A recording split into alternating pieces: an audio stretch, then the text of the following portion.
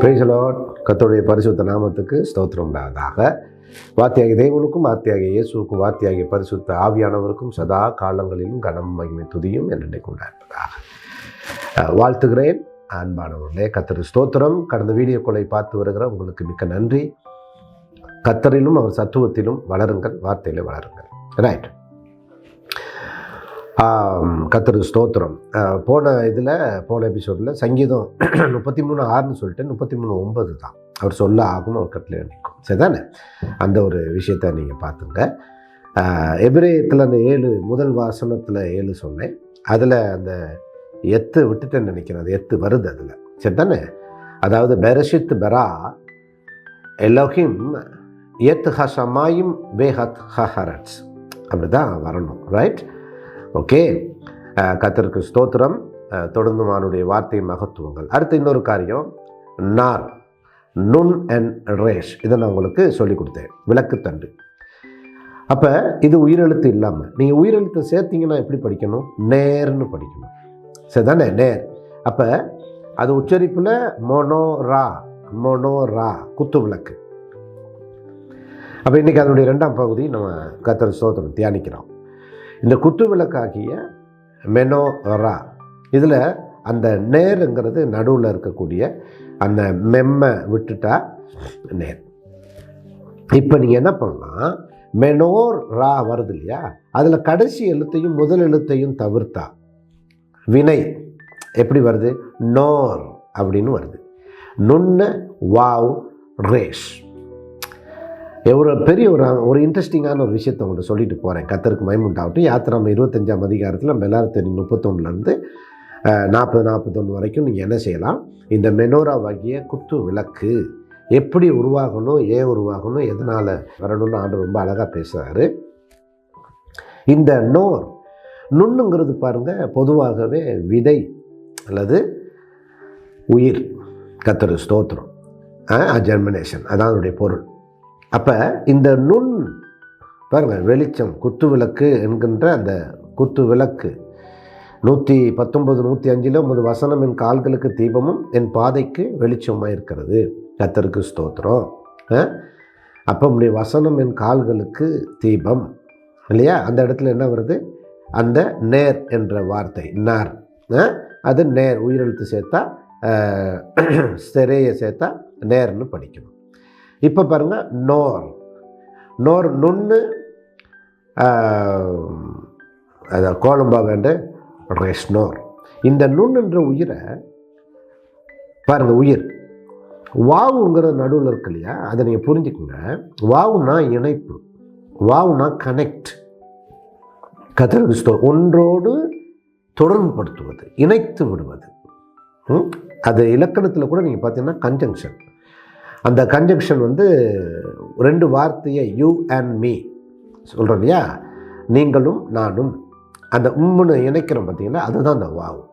இப்போ ரேஷ் எடுத்துக்கிட்டிங்கன்னா, ரேஷ் என்பது ஒரு தலை அல்லது மேல் வருதல். ரேஷனுடைய வினை தான் ரோஷ். கர்த்தருக்கு ஸ்தோத்திரம். அப்போ நீங்கள் பார்த்தீங்கன்னா ஒரு விதையாகிய உயிர், இப்போ விதைக்கு வேர் பாருங்கள் கீழ் நோக்கி போகும். ஆனால் அந்த விதையினுடைய உயிர் அது இருக்குதுன்றது வெளிப்படுத்துறது அதனுடைய தலையை வெளியே கொண்டு வரும். ஹல்லேலூயா. அப்போ கவனிங்க. அப்போ இந்த வேர் உள்ளே போகிறதுக்கும் தலை வெளியே வர்றதுக்கும், தலை தான் ரேஷ், நடுவில் ஒரு கனெக்ஷன் நடக்குது. இந்த வாவ். கர்த்தர் ஸ்தோத்திரம் ஆண்டவரே. இதே தான் நீங்கள் ஆதியாகமம் 1:1 பார்த்தீங்கன்னா வே ஹெத் ஹரட்ஸ் அப்படின்னு வரும். வே ஹெத், வானத்தையும் பூமியையும், வானங்களையும் பூமியையும் அதில் உள்ளவைகளையும் கர்த்தர் ஸ்தோத்திரம். ஆண்டவர் தம்முடைய வார்த்தையினாலே படைக்கிறார். அதில் அதை எல்லாத்தையும் அவருடைய வார்த்தையோடு அவருடைய வல்லமையோடு அங்கே இணைக்கிறார். அந்த இணைப்பு அவரிலிருந்து வருகிறது, வார்த்தையிலிருந்து வருவது தான் இந்த எத்தன்றது. கர்த்தருக்கு ஸ்தோத்திரம். அப்போ ஆங்கில பைபிளில் வந்து அதை மொழிபெயர்க்கலை, அதை விட்டுட்டாங்க. அப்போ எபிரேய பைபிளில் அது இருக்குது, வே எத்து. இந்த எத்துங்கிறத பற்றி தனியாக ஒரு வீடியோ பேசியிருக்கேன். நீங்கள் போன முறை நான் சொன்னேன், சிலர் பார்த்துருப்பீங்கன்னு நினைக்கிறேன். ரைட், ஓகே, தொடர்ந்து பாருங்கள். ரொம்ப ரொம்ப இன்ட்ரெஸ்டிங்காக இருக்கும், ரொம்ப அமேசிங்காக இருக்கும். கர்த்தருடைய வார்த்தை தானே, அது எப்பவுமே அதனுடைய சுவாரஸ்யம், அதனுடைய ருசி, அதனுடைய சுகம், அதனுடைய வல்லமை, அதனுடைய தனித்தன்மை இல்லையா, அதனுடைய அந்த கர்த்தருக்கு ஸ்தோத்திரம் தனித்தன்மை ஒருபோது என்னாவாது, மாறாது, அது நிலையானது என வார்த்தை. இப்போ இந்த நோருங்கிறதுக்கு நான் உங்களுக்கு அழகான ஒரு விளக்கத்தை உங்களுக்கு கொடுத்துட்டேன். இப்போ கவனிங்க, அந்த உயிரை உள்ளேருந்து கொண்டு வருது. அப்போ வெளிச்சம் என்பது உயிரோடு சம்பந்தப்படுகிறதா ஐயா அப்படின்னா ஆச்சரியமாக இருக்கு இல்லையா? அப்போ வெளிச்சம் என்பது வார்த்தையோடு சம்பந்தப்படுது, வார்த்தைக்குள்ளே தான் உயிர் இருக்குது.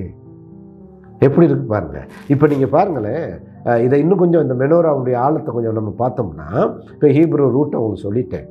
இப்போ அதே தான் இந்த நேர் என்பதை நம்ம சங்கீதம் 119:5 பார்க்குறோம். அப்போ மெனோரா என்கின்ற வார்த்தையில் மெம்ம, முதல் வார்த்தை மெம்மை நீக்கி கடைசி வார்த்தை ஹேயை நீக்கி நம்ம என்ன செஞ்சிட்டோம், நோர்னு பார்த்தோம். ஆனால் இந்த நோர் நேரடியாக நீங்கள் பார்த்தீங்கன்னா தானியல் 3:27 பார்த்தீங்கன்னா இது ஒரு அராமிக் வேர்டு. அப்போ ஹெபிரேயமும் அராமிக்கும் சகோதர மொழிகள். கர்த்தர் ஸ்தோத்திரம். இதை ரொம்ப கவனமாக நீங்கள் கவனிக்கணும். அராமிக்கு குறித்து நான் 2 வால்யூம் பேசியிருக்கேன்னு நினைக்கிறேன். அதையும் தயவு செய்து முடிஞ்சால் போய் பாருங்கள். ரைட், என்னுடைய பழைய வீடியோக்கள். ரைட், இப்போ கவனிங்க, ரொம்ப ரொம்ப அற்புதமான ஒரு விஷயத்தை உங்களுக்கு சொல்கிறேன். யோவான் 1:1 ஆதியிலே வார்த்தை இருந்ததுன்னு பார்க்குறோம். ரைட், அந்த வார்த்தை தான் என்ன வருதான், அந்த வார்த்தைக்குள்ளே இருந்து ஒளி. பாருங்களேன், நீங்கள் யோவானில் 1:4 நீங்கள் பார்த்தீங்கன்னா கர்த்தருக்கு ஸ்தோத்திரம் என்ன சொல்லுது, 1:1 ஆதியிலே வார்த்தை இருந்த, வார்த்தை தேவனாக இருந்தது, அந்த வார்த்தை தேவனிடத்தில் இருந்தது, அவர் ஆதியில் தேவனோடு இருந்தார். சரி தானே? அப்புறம் அடுத்தது சகலமும் அவர் மூலமாக தான் உண்டாச்சு. ரைட், உண்டானது ஒன்றும் அவராலே அல்லாமல் உண்டாகவில்லை. 4 என்ன சொல்கிறாருன்னா, அவருக்குள் ஜீவன் இருந்தது. யார்? வார்த்தைக்குள்ள. வார்த்தையாகத்தான் நம்ம கடவுள் இருக்கிறார் 3 சாட்சிகளாக. அந்த 3 சாட்சிகளில் ஒருவர் தான் அந்த வார்த்தை மாம்சமாக வந்தவர். அந்த 3 சாட்சிகளில் ஒருவர் தான் பிதாவாக நம்ம அறியப்பட்டவர். அந்த 3 சாட்சிகளில் ஒருவர் தான் பரிசுத்த ஆவியானவராகிய தேவன். இப்போ இந்த 3 சாட்சிகளும் எதற்குள் இருக்கிறார்கள்? வார்த்தைக்குள் இருக்கிறார்கள். அதனால தான் இந்த யோவான் 1:1 என்பது சிருஷ்டிப்பின் காலத்தெல்லாம் தாண்டி, இது கால வரையறைக்குள்ளே வராது. சரியா? இந்த டைம் ட்ராவல் இருக்கு இல்லையா, அதுக்குள்ளேயே இது வராது. இந்த டைம் ட்ராவல் இந்த யூனிவர்ஸுக்கு மட்டும்தான். இதுவே விஞ்ஞானம் வியந்து போய் நிற்கிது. கர்த்தருக்கு ஸ்தோத்திரம் சொல்லித்தார் நிறைய. அப்போ இதை நீங்கள் கவனிச்சிங்கன்னா, இந்த இந்த யோவான் 1:1 வரக்கூடிய ஆதி என்பது டைம் ட்ராவலுக்குள்ளே வராது. இது கடவுள் இருந்து கொண்டிருக்கின்ற கர்த்தருக்கு ஸ்தோத்திரம் இல்லையா, யஹி என்கின்ற இருக்கும் தன்மை, எக்ஸிஸ்டன்ஸை குறிப்பிடுகிறது. ஆகையினாலே செல்ஃப் எக்ஸிஸ்டன்ஸ், தானாகவே இருக்கின்ற, எந்த ஒரு காரணத்துக்கும் காரணங்களுக்கெல்லாம் மூல காரணம் இல்லையா, all sources of the sources. அப்போ இதை நீங்கள் புரிஞ்சுக்கணும், எல்லா காரணங்களுக்கும் அவர் ஒருவரே காரணர். இப்போ அந்த காரணருடைய காலங்களை யாரும் வரையறுக்க முடியாது. வரையறுப்பதற்கு அளவுகோல்கள் கொடுக்கப்படவில்லை. அப்போ ஆதியாகமம் 1:1 வர்ற பெரஷித் இருக்கு இல்லைங்களா, இங்கேயும் நீங்கள் பார்த்தீங்கன்னா எபிரேயத்தில் நீங்கள் கவனிச்சிங்கன்னா பெரஷித்துன்னு தான் வரும். ஆதியிலே இங்கேயும் பெரஷித், புரியுதுங்களா? வார்த்தை இருந்தது, எஹி தவார் அப்படின்ட்டு வரும். அப்போ அங்கே ஆதியிலே அப்படின்னு வருது. அந்த ஆதி சிருஷ்டிப்புகளோடு சம்பந்தப்படுகிறது. ஆதியிலே தேவன் வானங்களையும் பூமியையும் சிருஷ்டிக்கிறார். அப்போ கர்த்தருக்கு ஸ்தோத்திரம். வானங்கள் என்பது தான் சரியான ஒரு மொழிபெயர்ப்பாக இருக்க முடியும். ஹசாமயம் என்று வருகிறது. சமயம் என்று வந்தால் அது வானங்கள். யோத்த ஹெரிக்கு யோத்து மெம்மில் எந்த ஒரு வார்த்தையும் முடியுமானால் அது ஆண் பால் பன்மை என்பதை நீங்கள் புரிந்து கொள்ளணும். எலோஹிம், ஷெராபீம், கெருபீம், புரியுது உங்களுக்கு? கர்த்தருக்கு ஸ்தோத்திரம். இது எல்லாமே நீங்கள் என்ன செய்யலாம், ஆண்பால் பன்மை என்பதை இலகுவாக புரிந்து கொள்ள நான் உங்களுக்கு இதை சொல்லித்தரேன். அடுத்தது நீங்கள் பார்த்தீங்கன்னா இது காலங்களுக்கு வராது. இந்த ஆதி தான் ஆண்டவர் இருந்த, அதாவது வெளிச்சம் இருந்த காலத்தை சொல்லுவது. வெளிச்சத்துக்கு யாரும் காலம் கொடுக்க முடியாது. இந்த மெனோரா என்கின்ற இந்த விளக்கு தந்தை கடவுள் ஆண்டவர் கொடுக்குற குத்துவிளக்கு காரணம், அவர் வெளிச்சம் என்பதை இஸ்ரவேல் ஜனங்கள் எப்போதும் நினைவு கூறணும். அவர்கள் மத்தியில் அவர் தான் இருப்பதையும் நினைவு கூறுகிறார். இப்போ 1:4 அவருக்குள் ஜீவன் இருந்தது. எது? யோவான் 1:4. அந்த ஜீவன் மனுஷருக்கு ஒளியாக இருந்தது. இந்த ஜீவன் என்கின்ற வடமொழி வார்த்தைக்கு சரியான பொருள் என்னன்னு பார்த்தீங்கன்னா உயிர். தமிழில் உயிர். அப்போ என்ன சொல்லணும்? வார்த்தைக்குள் உயிர் இருந்தது, அந்த உயிர் மனுஷருக்கு ஒளியாக இருந்தது. கர்த்தருக்கு ஸ்தோத்திரம். இதெல்லாம் புரிஞ்சுக்கணும்.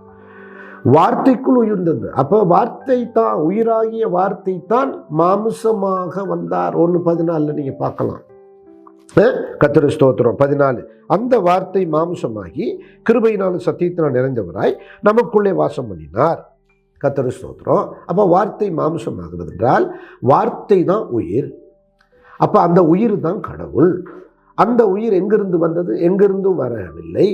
அது எல்லா காரணங்களுக்கும் காரணமாகிய, எல்லா உயிர்களுக்கும் மூல உயிராகிய, புரியுது உங்களுக்கு? தொடக்கம். அதனால் அதுதான் சிங்குலாரிட்டி. இந்த பிசிக்ஸ் சொல்லுகிற சிங்குலாரிட்டி. சிங்குலாரிட்டி என்பது எங்கேயோ ஒரு மூலத்திலிருந்து ஒன்று தொடங்க வேண்டும் என்பது. ஆகையினாலே நீங்கள் தயவு செய்து புரிந்து கொள்ள வேண்டும், ஒரு மூலத்தில் இருந்தால் எந்த ஒரு சமன்பாடும் தொடங்க வேண்டும். சமன்பாடுகள் எதுக்கு நீங்கள் தொடங்கினாலும் ஃபார்முலான்னு சொல்லுவாங்க. அந்த சமன்பாடுகளுக்கு நீங்கள் என்ன செய்யணும்? தொடக்கம் இருக்கணும், ஒரு மூலம் இருக்க வேண்டும். ஆகையினால ஒரு பேனா வச்சு எழுத போறீங்கன்னா வச்ச உடனே ஒரு புள்ளி வரும். தொடக்கம். எந்த ஒன்றுக்கும் ஒரு தொடக்கம். இந்த வார்த்தை தான் தொடக்கம். அந்த வார்த்தையிலிருந்து கர்த்தருடைய வார்த்தைக்கு மகிமை உண்டாகட்டும். நீங்கள் ஆதியாகமத்தில் 1:3 பார்த்தீங்கன்னா சரிதானா? வெளிச்சம் உண்டாக கடவுது, அதற்கு தேவன் வெளிச்சம் உண்டாக கடவுது என்றால் வெளிச்சம் உண்டாயிற்று அப்படின்னு தமிழில் இருக்கு. இப்போ எபிரேயத்தில் இருக்கு. எப்படி இருக்கு? வை ஒமர் எலோஹிம் ஏஹி ஓர் வைஹி ஓர். இப்போ இங்கே என்ன வருது? ஓர் என்ற வார்த்தை வருது. கர்த்தருக்கு ஸ்தோத்திரம். அப்போ இங்கேயும் பாருங்க, ஆலெஃப் முன்னாடி வருது, ரேஷ் பின்னாடி வருது, வாவ் நடுவில் வருது. குத்து விளக்குக்கு என்ன வருது? நோர்னு வருது. பார்த்தீங்க? நுண் முன்னாடி வருது, நடுவில் வாவ் வருது, ரேஸ் கடைசியில் வருது. இங்கே ஆலெஃப் முன்னாடி வருது, நடுவில் வாவ் வருது, ரேஸ் கடைசியில் வருது. இதில் மாறுறது நுண்ணும் ஆலெஃபும் மட்டும்தான். அப்போ வெளிச்சம் என்பதில் இருந்து நம்ம புரிஞ்சுக்கணும், இந்த வெளிச்சம் தான் ஓர். இந்த ஓர் தான் என்னவா மாறுது? கர்த்தருக்கு ஸ்தோத்திரம் இல்லையா? இது அந்த நோர் அக்கினி. அப்போ கடவுள் கடவுது என்று சொல்லுகிறார். அது உண்டாகிறது. இந்த இடத்துல அது உயிரில் தொடங்குது. குத்து விளக்கு அவருடைய உயிர், நோர் உயிரில் தொடங்குது. இந்த ஓர் என்பது எதில் தொடங்குதுன்னா, ஆலேஃப் என்கின்ற அந்த ஒத்த வார்த்தை நீங்கள் பார்த்தீங்கன்னா ஆ லே இப். ஹாலேப் தொண்ட கற்றல் ஹால். இது முதல் எழுத்து, முதல் சித்திரம், எருதின் தலை எபிரேயத்தில். அல்லா அல்ல லாமெத். இந்த லாமெத் என்பது மேய்ப்பெண் கோல். அப்போ தலைமை வல்லமை என்பது எருதின் தலையாக இருக்கிறது ஆலேப். இது பிதாவை ரெப்ரசன்ட் பண்ணுது. அல்ல இந்த லாமெத் என்பது ஆண்டவராகி மேய்ப்பனின் கோளாக இருக்கு. பிக்டோரியல் ஈப்ரூவில் பார்த்தீங்கன்னா மேய்ப்பனின் கோல். இது ஆண்டவராகிய இயேசுவை ரெப்ரசன்ட் பண்ணுது இல்லையா? அவர் தான் மேய்ப்பன், மந்தைகளுக்கான மேய்ப்பன். நானே நல்ல ஆயன், யோவான் 10:10 சொல்கிறார். அப்போ அடுத்தது ஆ பார்த்துட்டோம், லே பார்த்துட்டோம், ஹிப் அலெப் அலெப். அப்போ இப்போன்னு முடியுது பே பே பே என்ற ஒரு வார்த்தை இருக்கு. இந்த பே என்கின்ற வார்த்தை பொருள் என்னன்னா வாய். வாய் அதனுடைய சித்திரம் எப்படி இருக்குன்னா, 2 உதடையும் கீழ் உதடும் மேல் உதடையும் இணைச்சா வாய் எப்படி நம்ம சித்திரம் வரையுமோ அதுதான் அதனுடைய சித்திர எழுத்து. ஆகையினால இந்த பே எதை குறிக்கிறது? வாய். ஆவியானவர் அவர் தான் சொல்லுகிறார், அது அவரை ரெப்ரசன்ட் பண்ணுகிறது. அப்போ அங்கே நோர் என்பதுக்குள்ள உயிர் சம்பந்தப்படுகிறதை பார்க்கிறோம். இங்கே ஓர் என்பதுக்குள்ள பிதா, வார்த்தையாகிய தேவன், வார்த்தையாகிய இயேசு, வார்த்தையாகிய பரிசுத்த ஆவியான சம்பந்தப்படுகிறதை பார்க்கிறோம். அப்போ இவங்க 3 பேரும் வாவ் கனெக்ட் பண்ணுது. இந்த 3 பேரும் எதில் கனெக்ட் ஆகிறதுனா ரேஷில். அப்போ ரேஷ் என்பது அது ஒரு முதன்மையாகவும் தலையாகவும் நிற்கிறது. அப்போ இந்த பிரபஞ்ச படைப்புக்கு முதன்மையான தலை வார்த்தையாகிய தேவன், வார்த்தையாகிய இயேசு, வார்த்தையாகிய பரிசுத்த ஆவியானவர் முதலாவது அக்கினியாக இருக்கிறார்கள், வெளிச்சமாக இருக்கிறார்கள். அவரிடத்தில் இருந்து இந்த வெளிச்சம் வார்த்தையில் இருந்து புறப்பட்டு வருகிறது என்பதை நாம் புரிந்து கொள்ள முடியும். அப்படி புறப்பட்டு வரும் பொழுது வெளிச்சம் உண்டா கடவுது என்கிறார். கர்த்தருக்கு ஸ்தோத்திரம். அப்ப வெளிச்சம் உண்டா கடவுது என்று சொல்றதை விட வெளிச்சம் இருக்கணுங்கிறார். ஹெபிரேயத்துல மூலத்துல அப்படித்தான் வருது, எகி இருக்க கடவுது. கர்த்தருக்கு ஸ்தோத்திரம்.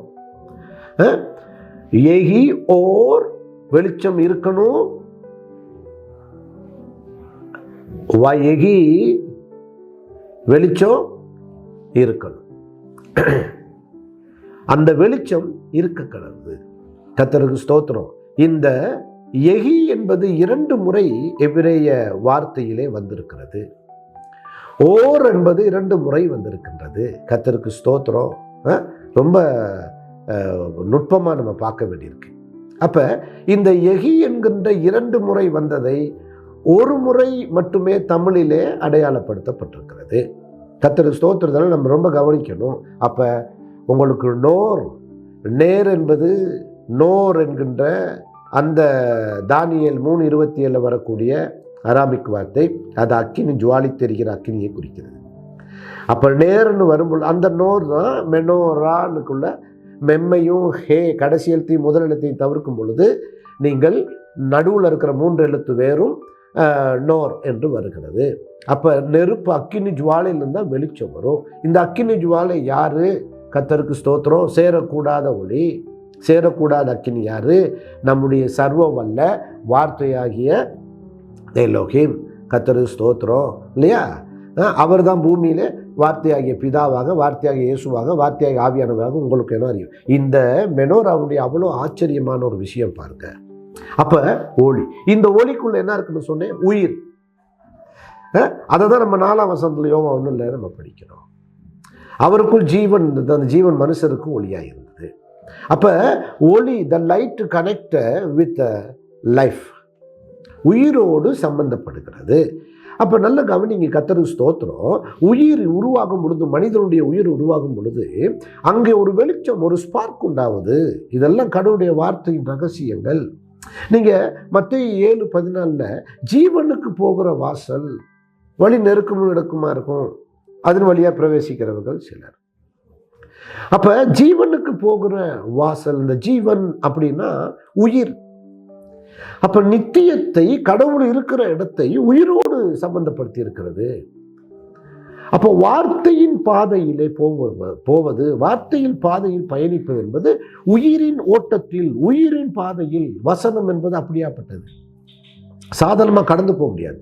மெனோராவை நீங்கள் பாருங்க, 7 குத்து விளக்கு மட்டும் இல்லை, கீழிருந்து மேலே வரைக்கும் அளவுகளோடு சம்பந்தப்படுகிறது. ஒரு ஆச்சரியமான இன்னும் சில விஷயங்களை சொல்கிறேன். அப்போ இந்த ஜீவன் என்பதற்கு கிரேக்கத்தில் பார்த்தீங்கன்னா ஜோயே என்ற வார்த்தை இருக்கு. இதில் இருந்து தான் இந்த ஜோயே என்ற வார்த்தையில் தான் உயிரியல் வருது. கர்த்தருக்கு ஸ்தோத்திரம் இல்லையா? அப்போ இந்த உயிரியல் படிப்பெல்லாம் இந்த மூலத்திலிருந்து வருது. இப்போ ஒளி நீங்கள் 1:4 பார்த்தீங்கன்னா அதில் கிரேக்க வார்த்தை போஸ். போஸ் அதுதான். அந்த போஸில் இருந்து வந்த வார்த்தை தான் புரோட்டான். அந்த போஸில் இருந்தால் தான் ஃபோட்டோ வந்துச்சு. ஃபோட்டோ புகைப்படம்.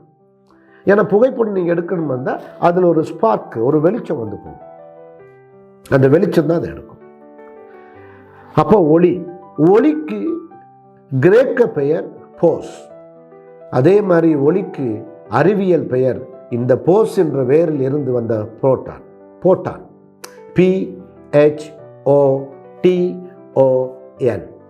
போட்டான். கர்த்தருக்கு ஸ்தோத்திரம். இந்த போட்டானை குறித்து நான் போன முறை உங்களுக்கு சொல்லிட்டேன். இந்த ஒளிக்கு வேகம் இருக்கிறது. இந்த ஒளி பயணிக்கிறது. ஒளிக்கு டைம் வேலிட் இருக்கு. கர்த்தருக்கு ஸ்தோத்திரம். இந்த உலகத்திலேயே அதிக வேகமானது ஒளி மட்டும்தான்.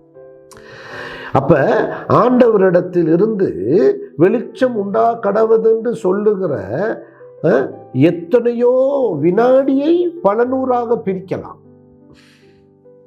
அவ்வளவு வேகத்துக்குள்ள ஆண்டுடைய வார்த்தை புறப்பட்டு வருது. நீங்க வார்த்தை ஒளியின் வேகம் சொல்லக்கூடாது. வார்த்தை ஒளியை விட வேகம். அதாவது வார்த்தை என்கின்ற சத்தம் போக ஊடகம் தேவை.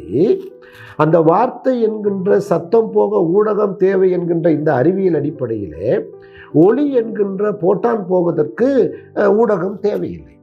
அப்ப இதுல முரண்படுறீங்களே பாஸ்டர் அப்படிங்க ஒருவேளை கேட்கலாம். ஒளிதானே வேகமா வரும் வார்த்தையை விட, அதனுடைய அலைநீளம் அதிகம் அல்லவா? கரெக்ட். ஆனால் நான் என்ன சொல்ல வரேன்னா, வார்த்தை என்பது அவர் இருக்கும் நிலை எப்படி இருக்கிறார் என்றால், அந்த ஒளியாகிய அக்கினியிலிருந்து வெளிப்படுகின்ற வார்த்தை. அவர் தான் வார்த்தை அடையாளப்படுத்துகிறார். சேரக்கூடாத ஒளியில் இருப்பவர், வார்த்தையான அக்கினி ஞானம், சூரியனிலும் பல கோடி மடங்கு. கர்த்தருக்கு ஸ்தோத்திரம் இல்லையா? பல லட்சம் கோடி மடங்கு சேரக்கூடாத ஒளியில் இருப்பவர். அந்த விளக்கை நமக்கு உணர வைக்க, புரிய வைக்க. அதுதான் அந்த ஆதியாகமம் 1:3 பார்க்குறோம். சூரிய சந்திரன் நட்சத்திரங்கள் எல்லாம் உருவாகிறதுக்கு முன்னமே இந்த போட்டான் இந்த பிரபஞ்சத்துக்குள்ள வந்துருச்சு. இதுதான் சிங்குலாரிட்டி. அந்த போட்டானில் இருந்து தான் கர்த்தருக்கு ஸ்தோத்திரம் என்ன செய்யப்படுகிறது? மிகுதி சிருஷ்டிப்புகள் எல்லாம் வருகிறது. ஆகையினாலே இந்த போட்டான் கடந்து போகிறது என்ன? காந்த சக்தியோடும் மின்புல சக்தியோடும் இல்லையா? மின்புலத்தோடும் காந்தப்புலத்தோடும் பயணிக்கிறது. இப்போ வார்த்தை என்ற ஒளி, அந்த வெளிச்சம் தான் இந்த ஆண்டவருடைய வார்த்தையிலே வெளிச்சம் கலந்து வருகிறது. அவரை நீங்க பிரிக்க முடியாது. தயவுசெய்து நீ புரிஞ்சுக்கங்க. வார்த்தை தான் அவருக்குள் ஜீவன் இருந்தது. அந்த ஜீவன் மனுஷனுக்கு ஒளியா இருந்தது. அப்போ வார்த்தை பிளஸ் ஜீவன், உயிர் பிளஸ் ஒளி. எப்படி இருக்கு பாருங்க. இது ஒரு சமன்பாடு, வேதாகம பௌதீக சமன்பாடு. இதை நம்ம எப்படி புரிஞ்சுக்கணும் பாருங்க. கர்த்தருக்கு ஸ்தோத்திரம். வேதாகம பௌதீக சமன்பாடு. இந்த சமன்பாடை நாம் சரியாக விளங்கி கொள்ள வேண்டும். கர்த்தருக்கு ஸ்தோத்திரம். ஆகையினாலே எவ்வளவு அழகா இருக்கு பாருங்க. அப்போ முதலாவது வார்த்தை. அப்போ வார்த்தை ஆகிய கடவுள் ஒரு வைப்ரேஷனை எப்படி இருக்கு பாருங்க. அப்போ ஒளி அலையாக வருகிறது. இந்த தூண்டுதல் உருவாகிறது. சரி, இதை நான் இன்னும் கொஞ்சம் விரிவாக பிறகு போக போக உள்ள நம்ம நிறைய பார்ப்போம். ஏன்னா ஒளியின் வேகம் உங்களுக்கு தெரியும். ஏறக்குறைய ஒரு ஒரு இமை பொழுதிலே, அதாவது ஒரு வினாடிக்கு சுமார் கிட்டத்தட்ட 3 லட்சம் கிலோமீட்டர் வேகம். கர்த்தருக்கு ஸ்தோத்திரம் இல்லையா? 2,99,077 சொச்சம் அப்படி வருது. ஆகையினாலே அது கிட்டத்தட்ட 3 லட்சம் கிலோமீட்டர் வேகம் எடுக்கிறது இந்த ஒளி ஒரு வினாடியிலே பயணிக்கும். அந்த ஒளி இந்த பூமியிலே, கர்த்தருக்கு ஸ்தோத்திரம், இந்த நம்ம பார்க்குற வானவியலில் பயணிக்கிற இந்த அளவுகள் தான். இந்த அளவு பரலோகத்தில் கிடையாது. அதை தான் நான் சொன்னேன் உங்களுக்கு. அது மனித இந்த பிரபஞ்ச அளவுகளுக்கு அப்பாற்பட்டது. கர்த்தருக்கு ஸ்தோத்திரம். அதனால தான் ஆதியாகமம் 1 இருக்கிற ஆதிக்கும் யோவான் 1 இருக்கிற ஆதிக்கும் உள்ள வேறுபாடை உங்களுக்கு சொன்னேன். இங்கே நமக்கு தெரிகின்ற இந்த ஒளியாண்டுக்கும் அங்கே இருக்கிற அவருடைய காலங்களுக்கும் வேறுபாடு இருக்கிறது. கர்த்தருக்கு ஸ்தோத்திரம். இதை நாம் தெளிவாக புரிந்து கொள்ள வேண்டும். அதனால தான் மனிதர்களாகிய நாம் கிறிஸ்து வரும் பொழுது அவர் மறுரூபமாக்குவார் என்று பார்க்கிறோம். மறுரூபமாக்கும் பொழுது இமைப்பொழுதுன்னு பைபிள் சொல்லும். இமைப்பொழுதின் மறுரூபம்னா என்ன அர்த்தம்? ஒளியின் வேகத்தில் நம்ம டிரான்ஸ்ஃபர்மேஷன் ஆகிறோம். கர்த்தருக்கு ஸ்தோத்திரம். இதெல்லாம் நம்ம பேசணும். அப்ப இங்கே இருந்து ஒளியின் வேகத்தில் வானங்கள் வரைக்கும் போறோம். அந்த பக்கம் வேகம் கிடையாது. அது அந்த வேகத்தை அளக்க முடியாது. கடவுள் எப்படி அவருடைய பிரசன்னத்தை இங்கே அனுப்புகிறாரோ அதை தான் மெனோரா. அதனால தான் சொல்கிறாரு, ஒளி மெனோரா எரிஞ்சிக்கிட்டே இருக்கணும், குத்து விளக்கு எரிந்து கொண்டே இருக்க வேண்டும் இல்லையா? கர்த்தருக்கு ஸ்தோத்திரம். இன்றைக்கு நம்முடைய விசுவாசமும் பரிசுத்தமும் நம்முடைய ஜீவியம் கர்த்தரோடு உள்ள வார்த்தையின் வாழ்க்கை எப்போதும் எரிந்து கொண்டே இருக்கணும். தயவு செய்து புரிஞ்சுக்குங்க. எரிந்து கொண்டே இருப்பேன் எப்போதுமே உமக்காய், என் ஜீவன் பிரியும் வரை எரிந்து கொண்டே இருப்பேன். ஒவ்வொருவரும் நாம் இந்த எரிந்து கொண்டே இருப்பேன் என்ற நிலைவுக்குள்ளே போகணும். அருமையான இந்த வரிகளை எழுதிய ஃபாதர் கர்த்தரை துதிக்கின்றேன். ரொம்ப அழகான பாடல். ஆக தயவு செய்து புரிந்து கொள்ளுங்கள், விசுவாசிகளும் ஊழியக்காரர்களும் எரியும் தீபங்களாகும். உம்முடைய வசனம் என் கால்களுக்கு தீபமும் என் பாதைக்கு வெளிச்சம். ஆண்டவரே, உம்முடைய வசனம் தான் எனக்கு நேர், அந்த நேரு தான் எனக்கு ஓராக மாறுகிறது. நான் தான் குத்து விளக்கு. இந்த குத்து விளக்கு நேர் சரியாக இருந்தால் தான் அந்த குத்து விளக்கில் வெளிச்சமாகிய ஓர் வெளியே வரும். கர்த்தருக்கு ஸ்தோத்திரம். ஆகையினாலே இதை நாம் சரியாக நாம் புரிஞ்சுக்கணும். இந்த ஒளி வெளிச்சம் உண்டாக்கடவுது என்பது அதான் நான் உங்களுக்கு சொன்னேன், இதுதான் சிங்குலாரிட்டி. இந்த பிரபஞ்சத்தில் வேறு எது ஒன்றும் இல்லாத போது ஆண்டவர் முதல் வெளிச்சத்தை உருவாக்கி, அந்த வெளிச்சத்தில் இருந்துதான் கர்த்தருக்கு ஸ்தோத்திரம், பிறகு அணுக்கள் தூண்டப்பட்டு, அணுக்கள் உத்தரவிடப்பட்டு, அணுக்கள் புறப்பட்டு எல்லாவற்றையும் உருவாக்குது. அப்போ இந்த வெளிச்சத்துக்கு இந்த பிரபஞ்சத்தில் ஒளியின் ஆண்டு, ஒளியின் வேகம் என்றெல்லாம் பௌதீகம் கணக்கிட்டு இருக்கிறதுன்னு நான் சொன்னேன். அப்போ கணிதத்தோடு சம்பந்தப்படுகிறது. வார்த்தையும் கணிதமும், ஒளியும் கணிதமும், உயிரும் கணிதமும் என்று நீங்கள் பார்த்தீங்கன்னா வேதாகமத்தில் ஆச்சரியமான விஷயங்கள் இருக்கு. வேத வசனங்கள் கடவுள் தன் படைப்பை கணிதத்தோடு சம்பந்தப்படுத்துகிறார். நீங்கள் நீதிமொழிகள் 9:1 பார்த்தீங்கன்னா, ஞானம் தன் வீட்டை கட்டி தன் 7 தூண்களால் சித்திரமிட்டு தீர்த்தது. ஞானம் தன் வீட்டை கட்டி என்றால் ஞானம் என்கின்ற வேதாகம கணிதம் இந்த பிரபஞ்சமாகிய சிருஷ்டிப்பிலே இணைகிறது. அப்போ ஆண்டவர் சங்கீதம் 33:3 சொல்லப்பட்ட 6 சொல்லப்பட்ட மாதிரி கர்த்தருடைய வார்த்தையினாலே வானங்களும் அவையில் உள்ளவைகளும், கர்த்தருக்கு ஸ்தோத்திரம், சிருஷ்டிப்பு. அப்போ வார்த்தையினாலே தான் இவன் உண்டாக்குது. 1 பேதுரு 3:4-5 வார்த்தையினாலே சிருஷ்டிப்பு, வார்த்தையினாலே பாதுகாப்பு, வார்த்தையினாலே அழிக்க இருக்கிறது.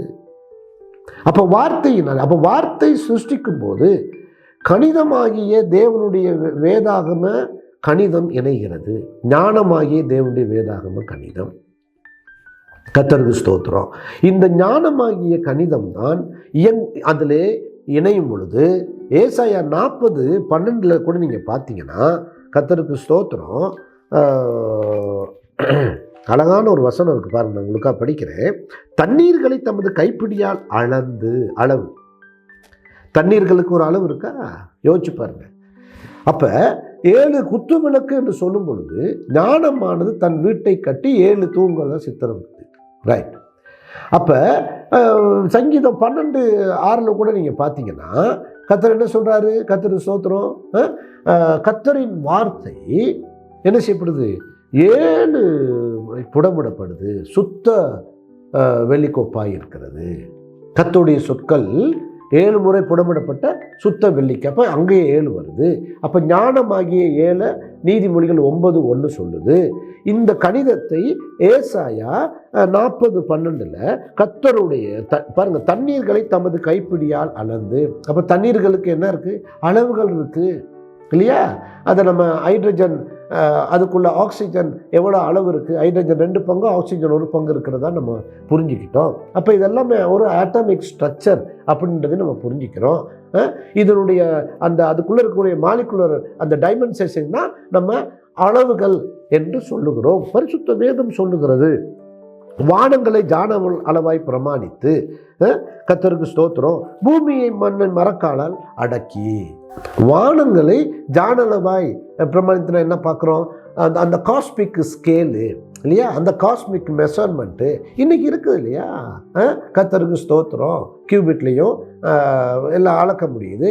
அப்போ வானியல் ரீதியான ஒரு ஒரு ஒரு காஸ்மிக் ஸ்கேல் இருக்குது.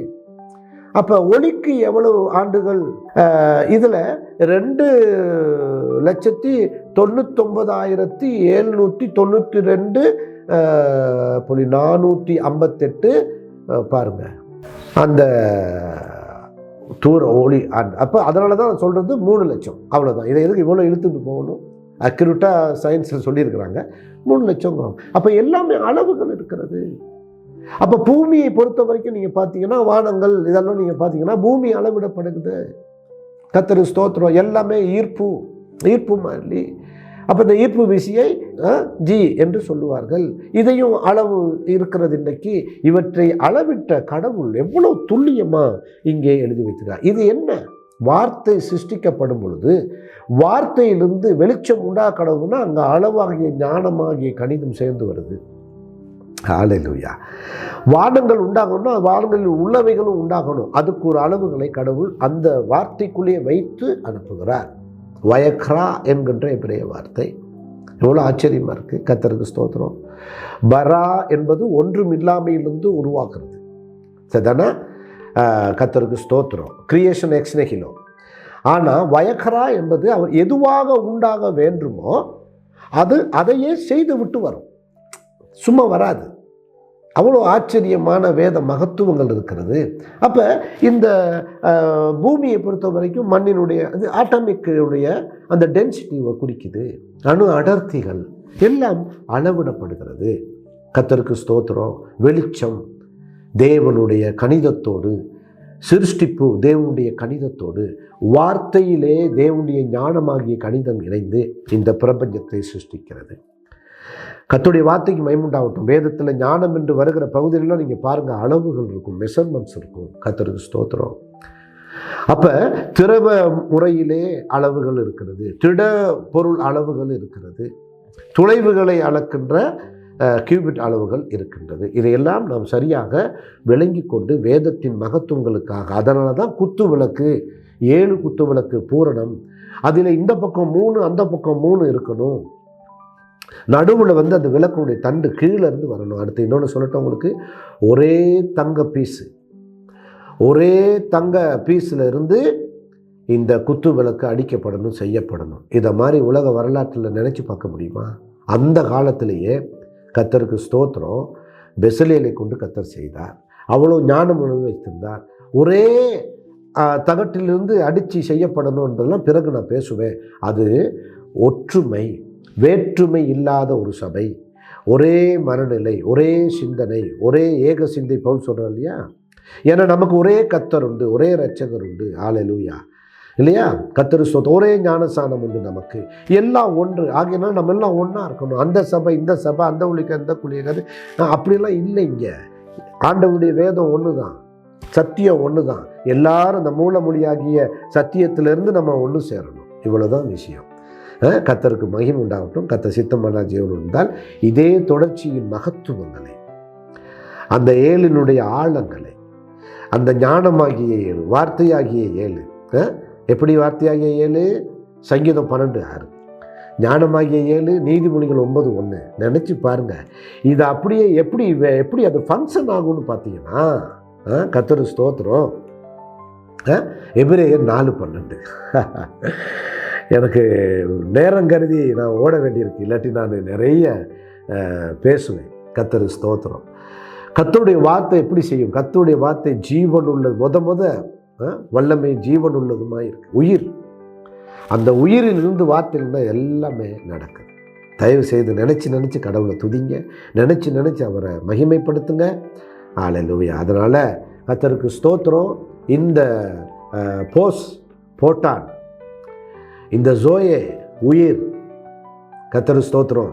இந்த லெகோ, இந்த லோகோவுடைய மூலம் தான் லெகோ, சொல். லெகோ என்றால் சொல், லோகோஸ் என்றால் வார்த்தை. இதெல்லாம் எவ்வளோ அற்புதமாக வார்த்தையில் இணைந்திருக்கிறது. கர்த்தருடைய வார்த்தைக்கு சதா காலம் கன மகிமை துதி உண்டாகட்டும். அடுத்த இன்னொரு அதே வாரத்தில் இதையே குத்து விளக்கி இன்னும் மகா உன்னதமான ஆழங்களை ஆராய போகின்றோம். நீங்கள் தான் அந்த குத்து விளக்கு. தேங்க்யூ. அடுத்த வாரம் சந்திப்போம். தேங்க்யூ. God bless you. கர்த்தருடைய ஆசீர்வாதம் ஆண்டவர் மகிமை உண்டாகட்டும். தோத்திரம்.